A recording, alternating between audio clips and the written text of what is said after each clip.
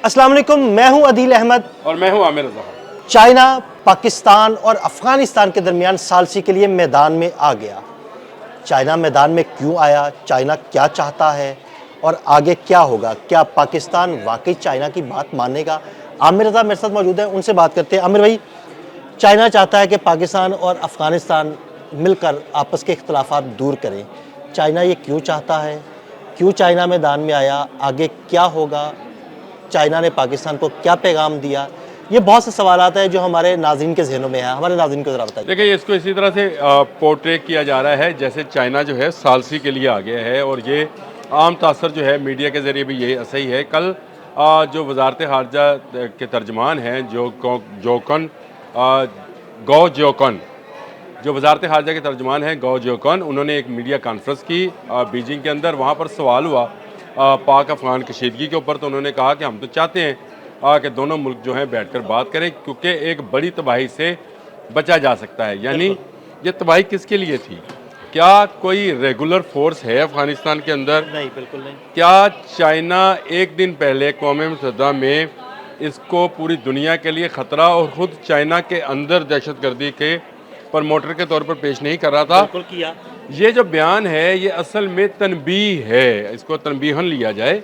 और ये तनबीह है तालिबान की उन अनासर की जानिब जिन्होंने अपने मुल्क के अंदर दहशतगर्दी को प्रमोट किया है। अब आपको ये मुझसे भी ज़्यादा इल्म है कि संक्यांग के अंदर जो दहशतगर्द पकड़े गए वो अफ़गानी थे, ऐसे ही है।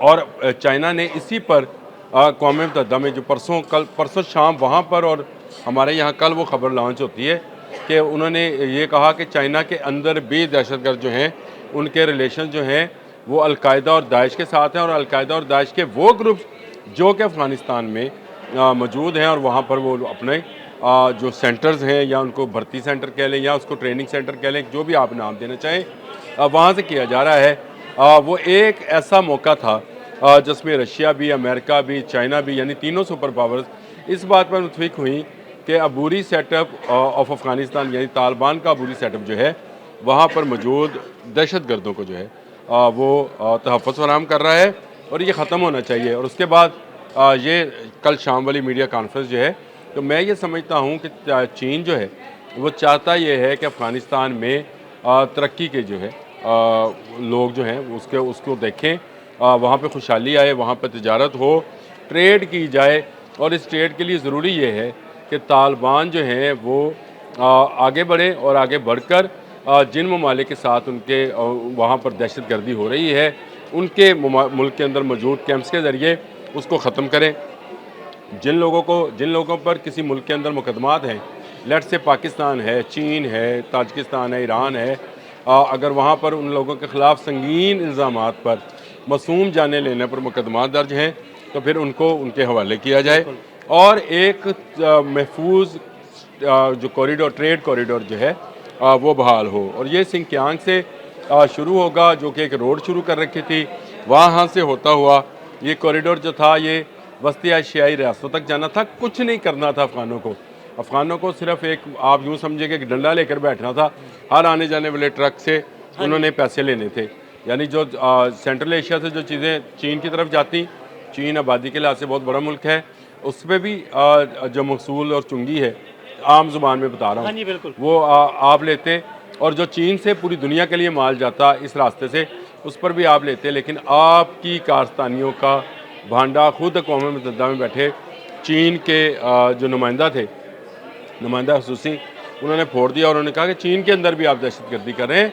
तो ये कल की मीडिया कॉन्फ्रेंस को लेकर बिल्कुल आपने भी वही जो है तासर दिया कि ये शायद सालसी है। सालसी दो बराबर के फ़रीक़ों में होती है। यहाँ एक तरफ पुरअमन लोग हैं जो कि पाकिस्तानी हैं, और दूसरी तरफ दहशतगर्द हैं, तो इनके माबैन सालसी नहीं होगी। इनको ख़त्म करने के लिए, दहशतगर्दों को ख़त्म करने के लिए पुरअमन मुल्क का साथ दिया जाएगा।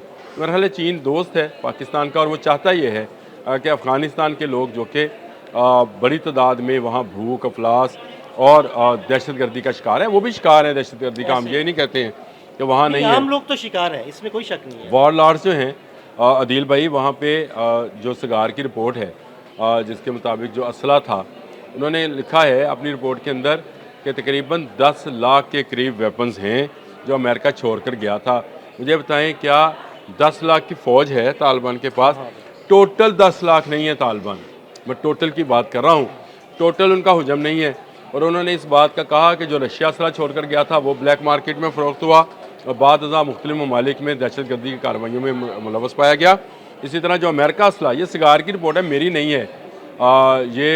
वो रिपोर्ट है जो अमेरिका में बैठ कर तैयार हुई है, जिसमें उन्होंने बताया कि आपने भाई 90,000 तो गाड़ियाँ छोड़ी हैं वहाँ पे, जो कॉम्बैट्स हैं, व्हीकल्स हैं, वो छोड़ी। फिर आपने मल्टीपर्पज़ 23,000 के करीब ऐसी वेपन जिनके ऊपर वेपनरी और मिसाइल्स मौजूद थे वो आपने छोड़ दी। तो वो सारा असला जो है इस वक्त ब्लैक मार्केट में फ़रोख्त हो रहा है। तो आप मुझे बताएं, मिडल ईस्ट से दाइश उठती है और इराक़ से ISIS उड़ती है, तो वो पनाह कहाँ हासिल करती है? अफ़गानिस्तान में। TTP पाकिस्तान में जब उन पर जो है कार्रवाई की जाती है तो वह कहाँ जाते हैं? अफ़गानिस्तान। ईरान में जो दहशतगर्द थे वो कहाँ गए? अफ़गानिस्तान। ताजिकिस्तान से कहाँ गए? तो अफ़गानिस्तान एक कांटों भरा टोकरी है, जिसके अंदर ये तमाम वो कांटे जो दुनिया के मुख्तलिफ ममालिक को चुभ रहे हैं, जिनमें ख़ुद चीन भी मतलब शामिल है, जिसमें रशिया भी शामिल है, जिसमें अमेरिका भी शामिल है। मेरा ख्याल है आप और मैंने काफ़ी व्लॉग्स इस पर किए हैं कि अमेरिका में जितनी कार्रवाइयाँ हुई हैं वहाँ पर असले की तरसील है या मनशियात फ़रोशी है या जिस्म फ़रोशी है, उसमें अफ़गानी मुलव्वस हैं। डकैती और कत्ल की वारदातों में भी ये मुलव्वस हैं। फिर जर्मनी इन पर पाबंदियाँ लगा रहा है, ऑस्ट्रेलिया ने पाबंदी लगा दी, बरतानिया ने अपने कवानीन को सख्त किया है, ख़ुद अमेरिका कह रहा है कि हम तमाम उन अफ़गानियों को जो इस तरह की कार्रवाइयों में मुलव्वस हैं उनको निकालेंगे। तो मुझे ये बताएं, फिर क्यों इस कहा जा रहा है कि ये सालसी है? ये सालसी नहीं है। मैंने कल जब अक़वाम मुत्तहिदा के हवाले से रिपोर्ट आपसे मेरी डिस्कशन हुई थी तो मैंने कहा था, और आपने बल्कि ये बात कही थी, मैंने नहीं कही थी, मुझे सॉरी, आपने कहा था कि ये एक ग्लोबली इत्तेहाद बनने जा रहा है। तो ये इत्तेहाद जो प्रेशर बनाएगा उसको बिल्डअप करने का पहला अंदिया जो है इस मीडिया कॉन्फ्रेंस से जो कि बीजिंग में हुई वज़ारत ख़ारजा की जानिब से, वो नज़र आती है कि ये अब आहिस्ता आहिस्ता प्रेशर बढ़ेगा उन अफ़गान तालिबान को जो पहले मुज़ाकराती अदवार में 3 अदवार हो चुके हैं, आपको पता है, जैसे कतर में हुआ, 2 इस्तांबुल में हुए थे, तीनों में ये अपनी हटदर्मी पर कायम रहे। ये किसी दूसरे मुल्क को गारंटी देने को तैयार नहीं है कि ये अपनी सरजमीन इस्तेमाल नहीं होने देंगे। ये आप बात को ज़रा समझें, ये इनकी इकॉनमी है, दहशतगर्दी इनकी इकॉनमी है, ये पैसा इसी से तो कमाते हैं। ये जो डॉलर्स हैं वहाँ पर इसी तरह से आते हैं। वो किसी जगह पर ख़ुद कुछ बेचते हैं, किसी जगह पर वो असला बेचते हैं, किसी जगह मनशियात का कारोबार करते हैं, ह्यूमन ट्रैफिकिंग में जो है वो शामिल रहते हैं। और लबादा किसका उड़ा? इस्लाम का। और उसके बाद उन्होंने जो है लूट मार का बाज़ार गर्म कर रखा है। भत्ते ये वसूल करते हैं, पर्ची सिस्टम इनका चल रहा है, और दुनिया का कोई मुल्क जो है वो जो है इनसे महफूज नहीं है। तो ये जो वज़ारत ख़ारजा ने ये कहा है कि दोनों मुल्क जो बैठे हैं, तो असल में ये तनबीह जारी की है कि अगर अब भी ये अपनी हरकतों से बाज ना आए तो इनको फिर वो सबक सिखाया जाएगा कि तारीख़ में सिर्फ तालिबान का नाम एक दहशतगर्द टोले की सूरत में रह जाएगा। जैसे अभी हम कभी कभार जिक्र करते हैं चंगेज़ खान का और उन मंगोल्स का, जिन्होंने पूरी दुनिया में दहशत फैला रखी थी। तो फिर इनका भी नामो निशान मिटाने के लिए फोर्सेस मौजूद हैं। हमेशा हक़ की और बातिल की फोर्सेस मौजूद रहती हैं।